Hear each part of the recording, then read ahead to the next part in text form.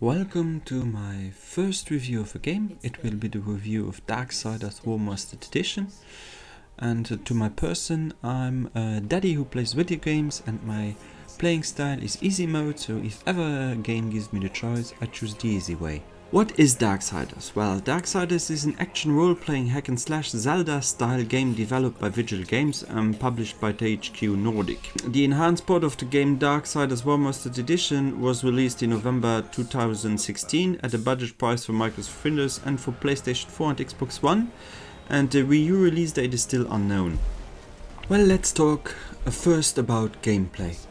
In Darksiders, the player takes control of war, one of the four horsemen of the apocalypse, in third-person perspective and engages in combat, puzzles and exploration.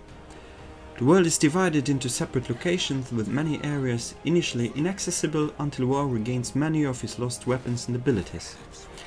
Each contains a series of linear and non-linear paths, many of which require large sections of platforming, climbing and swimming, along with environment-based puzzles that impede progress and require the use of newly gained abilities.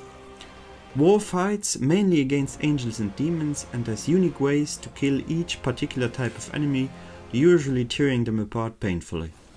Along with weapon-based attacks, War can also use an array of magic-based attacks known as War's powers that are both offensive and defensive in nature. To sum it up, I think that from the progression through the fighting and even the bosses, the direction of the game makes the player think of a grown-up, darker and grimmer Zelda game with enough changes and twists to be an interesting game on its own.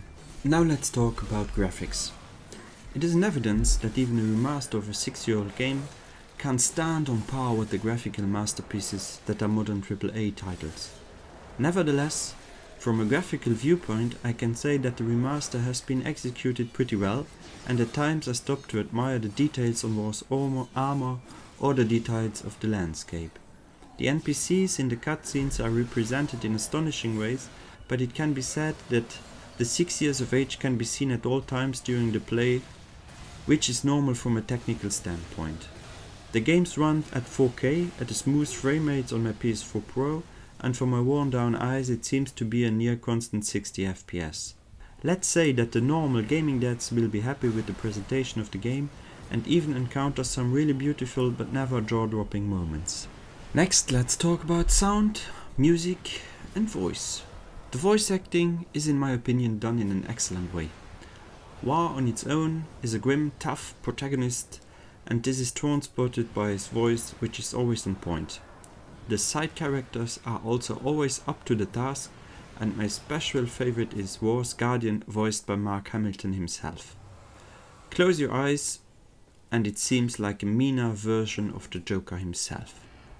The sound effects represent the combat at all times in a satisfying way, and all the hits, jumps and screams are clear and powerful.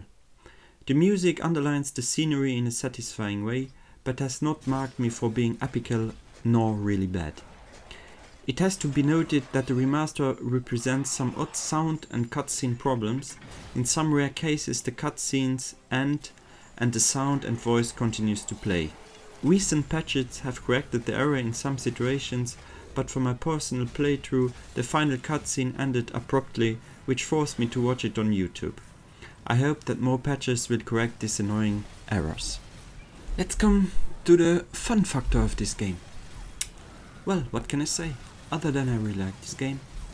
Killing demons with a sword the size of a surfboard or with cars thrown through the air never has been more fun. The 15-hour-long story pulled me in from the beginning, and after 2 hours, once all the moves had clicked in, it became second nature. From the point begins a story-driven chase for the next epic moment and the next kill of a house-sized demon boss. If you like dark lore and have a sweet spot for grown-up Zelda-like experience combined with some room-sized puzzles, this is your kind of game, that's for sure. The only downside that has to be noted is that the last part of the game feels a bit grindy and also presents some light backtracking. But this is compensated by the last level and the climactic ending of the game. If they fix the minor technical issues, I think that this game is a steal for the price that's need to be played ASAP. Let's finally come to the dad factor of this game. If you want to give your siblings nightmares for the next 2 weeks to come, you can play this game together with them. In fact, this game has an adult rating that should be respected. It's gore, bloody and violent.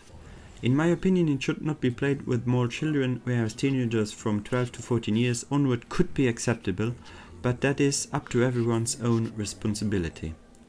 I play my games in the living room when our children are in bed, on a TV set placed in a way that allows my wife to watch TV on another set.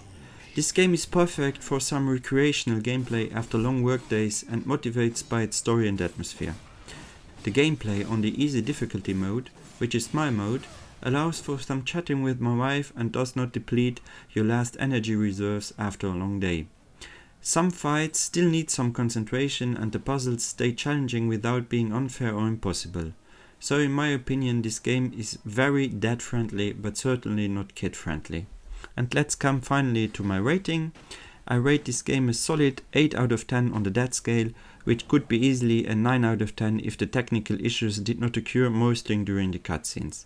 But as a whole, this game represents a solid package that needs to be played even as a dad with bare time.